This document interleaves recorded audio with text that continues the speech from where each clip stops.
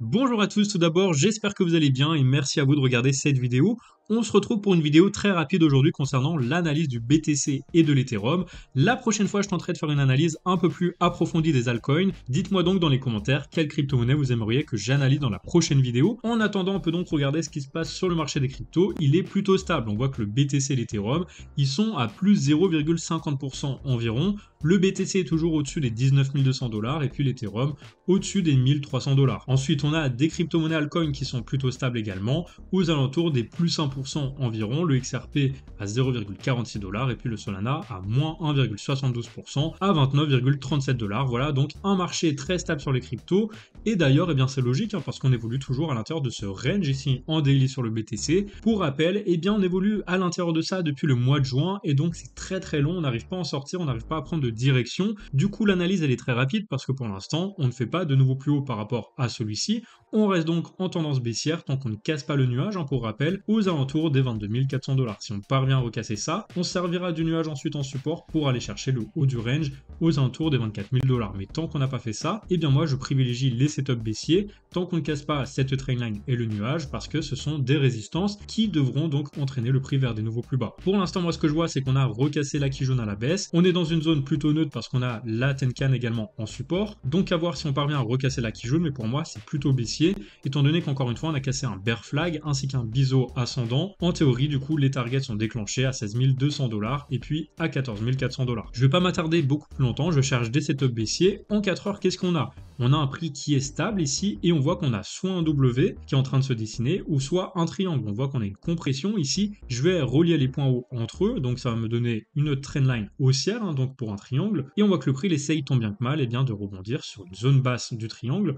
Donc je vais la tracer ici, c'est une zone horizontale sur laquelle le prix a rebondi déjà plusieurs fois. Donc à voir maintenant si ça permet au prix de repartir à la hausse ou si on va sur un nouvel échec pour repartir beaucoup plus bas. Dans tous les cas, ce que je vais faire, c'est tout simplement calculer la hauteur du pattern pour avoir soit la target de cassure à la hausse, donc on aurait un retour sur le niveau des 23 300 $. Et si on casse par le bas, et bien de la même façon, je prends la hauteur du triangle et puis que je reporte à l'endroit de cassure, ça me donnerait un niveau aux alentours des 14 400 $. Donc vous voyez que ça irait avec la target que j'ai ici des 14 400 $. Donc attention, ce triangle ici peut précipiter la chute si jamais on casse par le bas, parce qu'on irait chercher les 14 400 $. Maintenant, je vous cache pas que même si on cassait par le haut, eh bien j'attendrai de voir si on casse ce niveau de résistance ici aux 20 300 $, tout simplement parce que c'est une zone de résistance très importante. Vous voyez qu'on n'a pas réussi à casser cette zone. À chaque fois qu'on est venu la retaper, eh bien le prix est toujours revenu chercher après le niveau de support ici aux alentours des 18 400. Donc à mon avis, on ne va pas déroger à la règle.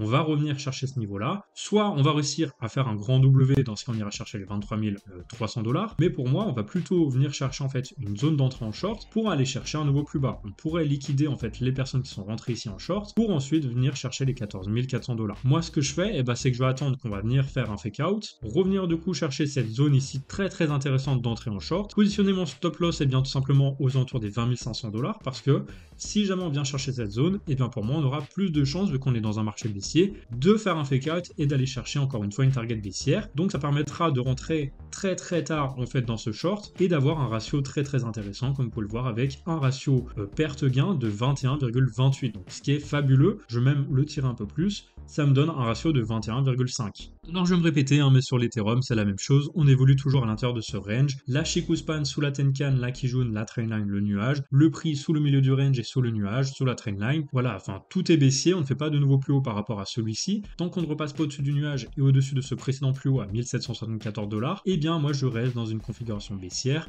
On va d'ailleurs tracer cette trendline ici pour prendre en compte une trendline très importante aussi à recasser. Tant qu'on ne casse pas ça, on reste baissier dans un marché avec une structure baissière et du coup un objectif baissier aux alentours de 762 $ qui correspond à la hauteur de ce biseau ascendant qui a été cassé, reporté et justement à l'endroit de cassure. Donc ici pour moi le milieu du range fait office de résistance et devrait entraîner dans les prochains jours le prix vers un nouveau plus bas aux alentours des 762 $. Maintenant, sachant ça et qu'on est toujours en tendance baissière très très nette, eh bien je vais chercher un pattern en H4 avec ce biais baissier. Donc ça tombe bien parce que ce que je vois ici, c'est qu'on a une compression là aussi. On a le prix qui fait des points hauts de plus en plus bas, je vais tirer ça un peu plus loin, et puis on a également des points bas qui sont de plus en plus bas dans ce marché. Donc on a un triangle de continuation en quelque sorte, qui vient d'une tendance baissière, donc plus de proba de casser par le bas. Donc ce que je vais faire, c'est que je vais prendre la target baissière, je vais prendre la hauteur à l'entrée du pattern, reporter à l'endroit de cassure, bien sûr. Donc ça va nous donner une target aux alentours des 1093 $.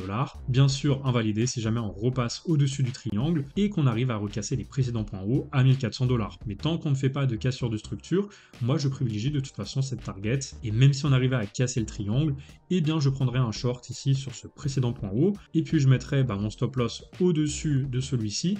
Ça me donnerait donc un très très bon ratio en direction du niveau des 1100 $. Vous voyez ici on aura un ratio de 8,66 pour un de paire, donc très très bon dans un marché baissier, donc je mets les probabilités de mon côté. Et voilà pour cette analyse, merci à tous de l'avoir regardé. N'oubliez pas de participer à ce concours pour gagner 200 $ de DCA. Je vais très très prochainement tirer au sort, donc n'oubliez pas de participer. Vous avez juste à RT ce tweet et puis à mettre votre UID pour gagner 200 $, 50 $ par semaine en DCA que j'offre à une personne. Donc vous aurez de l'Ethereum, du BTC, du Cardano, du BitToken et du BNB, tout ça gratuitement grâce à ce concours. Allez, sur ce, je vous souhaite une très belle fin de journée. Je vous dis à très bientôt pour une nouvelle vidéo.